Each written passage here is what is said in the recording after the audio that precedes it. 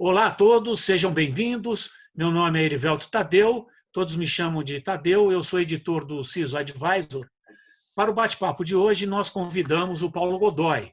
O Paulo é Country Manager da Pure Storage, empresa de soluções de dados, que fornece, entre outras tecnologias, a tecnologia de armazenamento. Paulo, muito obrigado por nos atender. Boa tarde, Tadeu. Obrigado, a vocês aí por essa oportunidade de conversar com você, com o Brito e com todo o seu público. Boa tarde, Paulo. Para me ajudar nessa conversa, está aqui o Paulo Brito, o PB, também editor do CISO Advisor. Olá, PB, como vai? Fala, Tadeu. Vamos conversar aqui com o Paulo Godoy, que é o cara que entende de storage. Ô, Paulo, é um prazer te receber aqui. Eu queria iniciar esse nosso bate-papo colocando a seguinte questão. Já se tornou lugar comum a ideia de que os dados são o novo petróleo, né? Nós já temos tecnologia para refiná-los, mas não adianta nada a gente estar com posse dessa riqueza se a gente não souber como tornar ela segura, né?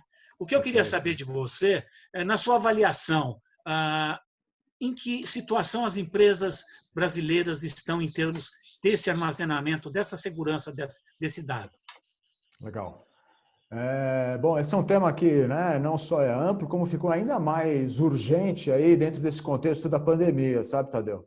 Na medida que todo mundo foi arremessado, né, para dentro de uma solução de acesso remoto, né, para sistemas aí nesse momento que a gente está passando, todas essas questões de como que os dados estão disponíveis, como você acessa, abre um monte de brechas para problemas de segurança. Então, toda, né, essa superexposição que aconteceu nesse momento, né, das pessoas acessarem de casa a infraestrutura de sistemas e dados, gerou mais uma demanda em cima dessa questão de como proteger os seus dados numa situação de ataque ou de um ataque imediato ou um ataque que tenha acontecido. A Pure, só para enfatizar, eu não sou uma empresa de segurança cibernética dos dados. Eu não faço um cybersecurity, mas toda essa questão de como você armazena o dado está muito relacionado, né, com todo esse mundo da transformação digital, que traz novas necessidades de volumes de dados gigantescos que podem ser atacados. Então, nessa hora, você precisa ter ferramentas que garantam a integridade do seu dado e que, no caso de algum ataque que seja sucedido, que danifique alguma coisa dessa estrutura de dados, você possa recuperar isso de uma maneira mais simples e rápida. E isso a gente fez já, tem aí alguns casos, inclusive, principalmente em cima do mundo, né, de ransomware, que foi uma febre que aconteceu agora recente. A gente mostrou como que nós somos muito efetivos nessa coisa de fazer, né, o backup de uma maneira muito rápida e que eu consiga restaurar os dados quando eu preciso, mais rápido ainda. Então, esse acaba sendo aí o contexto em que a gente atua nessa situação de proteção dos dados, Tadeu. Ô Paulo, mas me diz uma coisa, nesses ataques, você citou os ataques de ransomware, principalmente agora nessa época de isolamento social, em que as pessoas estão trabalhando em casa, mas o que se verifica nas empresas, pelo volume de ataques que a gente tem verificado, tem assistido aí nos últimos anos, é que elas têm grande dificuldade aí, ou não têm uma estratégia para esse armazenamento, esse backup, porque você vê muita empresa grande, inclusive, pagando resgate para esses hackers, não? Então, eu queria que você me desse. As empresas, a cultura das empresas em relação ao armazenamento e backup ainda não é uma cultura muito arraigada? Ela é exatamente isso que você comentou, Tadeu. É incrível, porque as contas se fecham de uma maneira simples, né? É quase como fazer um seguro. É difícil essa cultura da proteção enquanto a porteira não foi arrombada, né? Então, a cultura do backup ela está evoluindo, inclusive, de uma maneira muito rápida. Já é difícil de ter a cultura e você ainda tem que acompanhar as inovações tecnológicas. E é nessa hora que eu sinto que existe uma lacuna aí no mercado de entender o que são as ferramentas novas disponíveis que o cliente pode usar de uma maneira muito simples e muito efetiva na hora da proteção. A gente se posiciona muito nisso, a gente tem aí alguns recursos que são meio tradicionais do mundo de armazenamento de dados, que fazem, né, fotografias, por exemplo, em cima do seu ambiente de dados, que não consomem espaço e garantem a proteção daqueles dados pela política de proteção que você quiser. Ele não tem custo adicional, ele não impacta na sua infraestrutura em nada, nem em armazenamento adicional e nem em desempenho da solução, e garantem essa solução estar segura contra um ataque desse tipo, como o de ransomware. O problema realmente é cultural e de, talvez, estratégia e de arquitetura, que é uma coisa que, no caso de infraestrutura, às vezes fica relegado a um segundo plano, a um segundo estágio. O cliente final ele acaba preocupado com os sistemas de proteção enquanto soluções de proteção de invasão, evitar que isso aconteça, só que você evita o máximo que você pode, mas eventualmente ele vai acontecer e nessa hora você tem que ter um plano de recuperação. E a gente tem uma solução pronta, disponível para isso, mas que acaba sendo desconhecida pelo grande público em geral. E isso eu sei que não é, né? A Pure tem todo um posicionamento diferenciado em cima disso, mas eu sei que outros fabricantes também têm e acho que todos enfrentam um pouco desse desconhecimento do cliente final em cima dessas possibilidades com a sua infraestrutura de dados. Eu queria perguntar uma coisa para você, Paulo, que é o seguinte: alguém contrata uma plataforma qualquer, seja em nuvem, ou contrata um servidor, ou contrata uma storage, dá a impressão, às vezes, de que é uma coisa que o cara compra, paga e quer esquecer. Agora, ele só vai lembrar disso quando vier uma falha, tá certo? Eu estou entendendo que hoje a Pure Storage trabalha exclusivamente em estado sólido, ou seja, tudo é flash, tudo é memória em estado sólido. Quanto que isso aperfeiçoou a garantia do armazenamento, a garantia do storage? Puxa, pergunta bacana, PB. Então, assim, me avisa até se a resposta ficar muito longa. Mas, primeiro, o flash foi uma revolução no mundo de armazenamento de dados, que mudou uma tecnologia muito antiga, que era o disco, que estava causando limitações enormes para o desenvolvimento da transformação digital. Então, todo o valor do dado, como o novo petróleo e tudo mais, ele estava antes engargalado em cima do disco, que não conseguia entregar o desempenho que você precisa, tanto em termos de rapidez, quanto volume de dados que você trabalha, e também em questões de energia, espaço, refrigeração do data center, que já não aguentava mais as condições de trabalho do mundo do disco. Então, o flash já trouxe esse primeiro avanço que teve que superar principalmente a barreira do preço. Então, a gente já está aqui no Brasil, por exemplo, há 5 anos, e eu já vi o valor do flash cair nessa história, uma grandeza assim de 20 vezes o valor inicial que a gente começou a trabalhar, se aproximando muito do valor de uma solução equivalente de disco ou fita, que dentro desse contexto que eu estou falando de velocidade, desempenho, atendimento de SLAs, já não faz mais sentido você considerar alguma coisa que não o flash. Ter nascido em flash trouxe para a gente uma série de benefícios, principalmente em termos de posicionamento da solução, que traz aí alguns benefícios de experiência do usuário, que é o próximo capítulo dessa questão de como que o flash acelerou e mudou. Então, não só você agora atende os SLAs, como você consegue acrescentar uma série de serviços e possibilidades em cima da infraestrutura de dados que antes não era percebido dentro das limitações que a solução de disco trazia antes. Então, a gente conseguiu construir a nossa solução já nesse modelo de uberização dos recursos. A gente consegue fazer com que a estrutura cresça continuamente, exponencialmente, e incrementalmente, conforme o cliente precisa. Então, você já acrescenta essa condição de poder atender o novo mundo digital em termos de um crescimento contínuo. Você agrega a utilização disso como serviço. Você junta os softwares de automatização do sistema, permitindo que a infraestrutura fique cada vez mais automática, né? É o self-drived storage que a gente fala. Então, ele tem um piloto automático que já aumenta muito a produtividade do seu sistema. E só falta realmente, como a gente estava falando antes, dessa questão de o gestor dessa infraestrutura entender que ele tem agora uma solução mais rápida, mais confiável, com mais funcionalidades e que pode se integrar com toda uma estrutura de serviços, como, por exemplo, a nuvem, para outros serviços que ele tem dentro do ambiente dele, como principalmente a proteção dos dados integrados nesse novo ambiente. Então, tudo isso o Flash foi trazendo e incrementando enquanto tecnologia, e o gestor precisa aprender a transformar isso em mais produtividade e eficiência para o ambiente dele.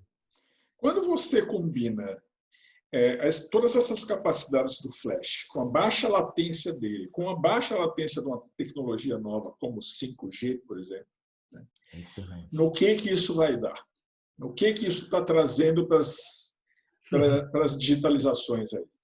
É um novo mundo, né? Como a gente já vem falando há bastante tempo. E ele traz assim, eu até fiz uma apresentação há pouco tempo, que né, você vê uma série de benefícios em termos de novas aplicações, novas funcionalidades, novos serviços, e que vai impactar na infraestrutura. O 5G, o Flash estão trazendo aí benefícios que são relativos à infraestrutura, enquanto você oferece mais serviços e mais funcionalidades no mercado. Então, tudo cresce em termos de tamanho, em termos de desempenho, em termos de funcionalidades, e a infraestrutura tem que estar capaz de absorver isso num custo, né, adequado e que permita, né, o desenvolvimento contínuo do ambiente. O grande desafio que eu vejo nessa questão do 5G, do Flash, do IoT, do Big Data, é o desafio do crescimento. É uma coisa que a gente às vezes não associa, né? Crescer sempre parece uma coisa boa, mas ele tem um desafio gigante para quem faz a gestão da infraestrutura. Você crescer é uma dor, porque às vezes você precisa trocar o modelo de equipamento, fazer migrações, adequar interfaces com outros ambientes, e isso não é simples, né? É que nem você ter que dobrar o tamanho de um prédio. Então, você tem um prédio construído e você precisa construir um outro em cima dele. Não é uma coisa simples e trivial de se pensar. Mas o mundo de tecnologia já se prepara para isso. Alguns fabricantes já têm hoje, como a Pure, já prevê que o crescimento tem que ser contínuo e que tem atualização tecnológica nesse contexto. Então, tá bom, eu dobrei de tamanho, mas eu continuo usando lá um elevador pantográfico mecânico de corda. Com a porta corrediça. Não adianta, eu preciso ter, né, coisas novas sendo acrescentadas ao tempo todo. Esse é um desafio, né, para o mundo de infraestrutura, que as empresas ainda não estão totalmente adaptadas. A Pure, eu acho que já nasceu dentro desse contexto e se beneficia disso, de permitir que a infraestrutura cresça o tempo todo, atualize tecnologicamente e com um custo, inclusive, muito inferior ao que, né, as tecnologias legadas costumam oferecer no mercado. Então, o 5G, o Big Data, a inteligência artificial, tudo isso vai trazendo novas necessidades, né, para a infraestrutura de desempenho, de crescimento, de funcionalidades que precisam ser adicionadas a ela o tempo todo. Esse eu acho que é um serviço legal de ter hoje junto da sua infraestrutura que o gestor tem que pensar e acrescentar pensando, por exemplo, no 5G, como você comentou. Ô Paulo, pegando aí o que você falou, o Flash reduziu o custo de armazenamento? É uma redução significativa? Se é que tem a redução? Eu não diria para você que o Flash em si ele tenha reduzido, mas a forma como ele reduziu todos os custos em volta dele reduziu bastante o custo da infraestrutura. Então, é o que eu estava comentando. Há 5 anos atrás, vou até fazer analogia, mas a empresa, a Pure, tem 10 anos e tem 5 anos aqui no Brasil. Há 10 anos, quando o cara criou a solução, o gigabyte do flash era 40 vezes mais caro que o gigabyte do disco. Quando eu comecei aqui no Brasil, eram 20 vezes mais caro. Hoje, eu não sei se ele chega a ser uma vez e meia mais caro que o gigabyte do disco, só que ele oferece condições de trabalho e sem contar a densidade, né, do flash. A gente tinha, que nem a gente viu no disco, né, para quem é mais antigo, mas o flash, quando eu comecei a trabalhar, se eu não me engano, a maior memória era de 256 gigabytes. Hoje eu já estou trabalhando com memórias de 60 terabytes, né? É uma coisa assustadora, um chip. Ou seja, a densidade aumenta muito, o custo por gigabyte reduz, o consumo de energia, o consumo de refrigeração e espaço cresce assustadoramente, mas tem mais, né? Não ligue ainda. A gente tem ainda a questão de como que você agrega funcionalidades, além do desempenho que a gente já falou, e a Pure tem um modelo de negócio que é muito diferenciado. A questão do Evergreen, né? Convido todos aí a conhecer melhor esse recurso, que permite que eu, com uma renovação do contrato de suporte, que tem lá um valor fixo, e que você, dentro desse valor, ainda consegue estar o tempo todo com uma máquina nova funcionando, é um benefício que, se você põe na ponta do lápis, representa aí metade dos custos que o cliente costumava ter quando ele tinha que fazer, a cada 3 ou 5 anos, toda a renovação do ambiente dele, com migrações, aquisição de equipamentos novos, riscos, né, nesse processo todo, que eram muito grandes. Então, o Flash reduziu o custo da infraestrutura de armazenamento de dados, na medida que ele, primeiro, permitiu que ela entregasse os novos serviços. Então, era impensável você trabalhar uma solução de Big Data, de inteligência artificial, usando uma outra tecnologia legada, e que também trouxe vários custos de propriedade ligados a ele, como, por exemplo, essa possibilidade de não ter mais os ciclos de atualização tecnológica do ambiente e mais um monte de funcionalidades agregadas de softwares, né, junto, como a proteção dos dados, como a replicação, criptografia, gerência, tudo incluso e ainda integrado com a nuvem. É um novo mundo, né, para essa infraestrutura que está sendo aí muito Paulo, interessante. se você considerar o custo, desculpa te interromper, mas se você considerar o custo da violação de dados, que uma pesquisa do Ponemon Institute mostra que no Brasil é de 1,24 milhão de reais, né? Se você considerar um custo desse de uma violação de dados, acaba sendo barato. É de graça, Né? Você ter... acaba sendo de graça você adequar a sua infraestrutura para essa nova solução que vai te proteger e vai evitar esse custo médio que a gente vê dos ataques e tudo mais. É exatamente isso, Tadeu. É muito, muito impressionante essa informação e, né, como que a cultura disso está se desenvolvendo entre aí os nossos clientes, os nossos parceiros para trabalhar.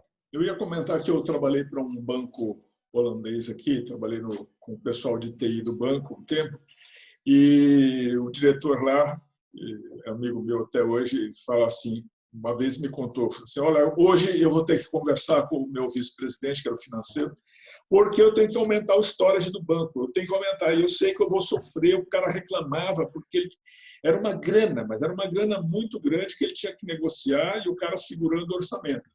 Então, o que você está contando nisso é que, assim, o cara consegue pagar um fixo e ter uma relação melhor nessa hora de compra ou de upgrade? Cada vez mais, né? Então, a lei de Moore já ajuda muito isso há bastante tempo, PB, né? Os sistemas vão ficando, né, mais densos e proporcionalmente mais baratos conforme vai passando. Hoje, você comprar 1 petabyte de dados não é mais a loucura. Antes era talvez só, né, um grande banco, uma grande empresa de petróleo que falaria de uma grandeza dessas. Hoje já não, você já tem, né, isso espalhado, já se fala do exabyte, já começa a se falar do zettabyte e tudo mais. Os volumes estão crescendo com um preço proporcionalmente cada vez menor. Os valores caem. E mais, os benefícios da relevância estratégica da solução digital vai ficando cada vez mais importante. Então, antes você, né, essa discussão com o CFO, com o diretor financeiro, de que eu preciso investir numa infraestrutura, está deixando de ser custo para ser um investimento no negócio. Quem não consegue hoje acessar remotamente, oferecer um serviço de web service aí no mercado, está morto. Se não fizer isso de uma maneira direito, né, rápida, você não vai conseguir mais permanecer no mercado. O CIO, inclusive em termos de RH, tem umas discussões muito interessantes nisso, como eles estão sendo, né, cada vez mais próximos das decisões estratégicas de negócio. A IT, né, a infraestrutura, não é mais um custo, né, que o diretor de finanças olha com desprezo, com raiva, para ser, na verdade, um investimento estratégico da empresa que vai gerar novos negócios, novas possibilidades, e que o CIO tem essa obrigação de entender como ele vai ser, né, como vai ser a fundação disso e como vou proteger esses dados, não só dentro do contexto de ataques, como do contexto de LGPD, como no contexto de outras normas que eventualmente você tem que seguir para atender aí a legislação em que a sua empresa vai funcionar. Então, Paulo, diretor... você estava, desculpa, desculpa. você estava comentando lá no início do avanço tecnológico, né? Com o avanço tecnológico, a gente vê que o armazenamento deixou de ser um simples repositório de dados, né? Ele ganhou inteligência e tal. E agora nós temos aí no Brasil, que agora foi adiado, inclusive, para agosto do ano que vem, a Lei Geral de Proteção de Dados, né? Esses recursos de inteligência, vamos chamar assim, eles vão ajudar nesse processo? Como que você vê o papel aí da inteligência no armazenamento para ajudar nesse desafio da Lei Geral de Proteção de Dados? Quando você fala em inteligência de armazenamento, para mim, que sou do ramo, eu tenho dois vieses nisso daí, Tadeu. Primeiro, a gente usa inteligência artificial no nosso equipamento. Conforme ele fica cada vez maior, com mais coisas atreladas, com uma rapidez que ninguém mais consegue humanamente fazer a gestão, a máquina tem que fazer a gestão dela mesma. Então, a gente, né, adicionou muita coisa de inteligência artificial na gestão do equipamento para fazer ele funcionar de uma maneira mais inteligente e se proteger de uma maneira cada vez mais inteligente. Só que daí também tem a outra, né, o outro viés, que é a inteligência artificial, que traz demandas do mundo digital, da infraestrutura de dados, que o storage tem que atender. E isso tem se mostrado uma relação vital e cada vez mais importante. Você fazer a inteligência artificial funcionar depende de volumes enormes de dados com qualidade que tem que ser usados para fazer os serviços funcionarem.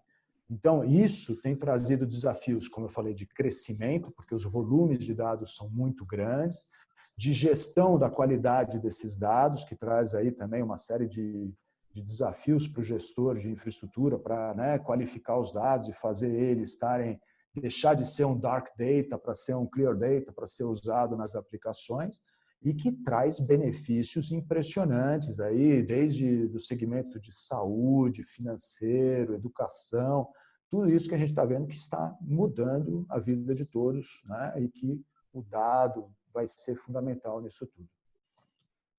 As empresas estão preparadas aí para a lei geral? Você, do seu feedback, eu sei que seu feedback no mercado, ou estão se preparando, pelo menos? Eu vejo até o seguinte, todos estão prestando atenção nisso, Tadeu, todos estão.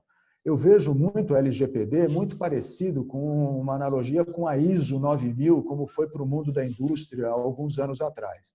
Ele vai trazer normas que, né, as empresas vão esperar trabalhar com normas como essa operando, que nada mais são, né, nada mais reflete do que uma higiene do seu ambiente de dados. O que está se fazendo é estruturar isso e cobrar que as empresas façam desta maneira. Tudo isso vai impactar na infraestrutura, a infraestrutura vai ter que ser preparada para atender e, por outro lado, ela vai ajudar a atender. Então, na hora que você tem uma demanda de que seu dado tem que estar, né, protegido em termos de sigilo da informação, como fazer a criptografia desses dados vai demandar recursos que a infraestrutura vai ter que atender. Fazer isso fluir de uma maneira controlada, que possa ser rastreada, vai depender de recursos que a infraestrutura vai poder ajudar a resolver. tudo isso vão virar componentes na estratégia, né, dos gestores da infraestrutura. A tecnologia vai ajudar, a inteligência artificial vai ajudar, eles vão só precisar convergir para uma mesma estratégia. E acho que aí é que é o cerne da coisa, a definição dessa estratégia. Organizar isso com os recursos que a tecnologia pode oferecer. E aí vai aparecerem as soluções que vão atender e vão dominar o mercado, provavelmente. Paulo, hoje vocês estão com a tecnologia de ponta, estão com o que tem de melhor está na mão de vocês, né, para centros de dados, data centers, servidores e tudo, enfim. Ainda tem gente que está no disco ou não tem mais? Você acha que não tem mais? Tem muito legado, PB. Então, assim, eu sou realmente hoje o cara que está gerando as tendências tecnológicas do mundo de armazenamento de dados, né? Então, tem vários institutos aí que mostram aí a nossa liderança, visionário, e a gente tem feito aí os lançamentos mais relevantes aí nessa hora. Mesmo assim, eu costumo falar um Brasilzão de meu Deus, mas é um mundão de meu Deus, né, PB? Tem gente que está com a mesma estrutura, funcionando há muito tempo, e esse desafio de se atualizar e acrescentar benefícios na infraestrutura depende das decisões de que a tecnologia vá mudar o negócio das empresas. Acho que vai ter um darwinismo nisso. Quem não fizer, vai morrer.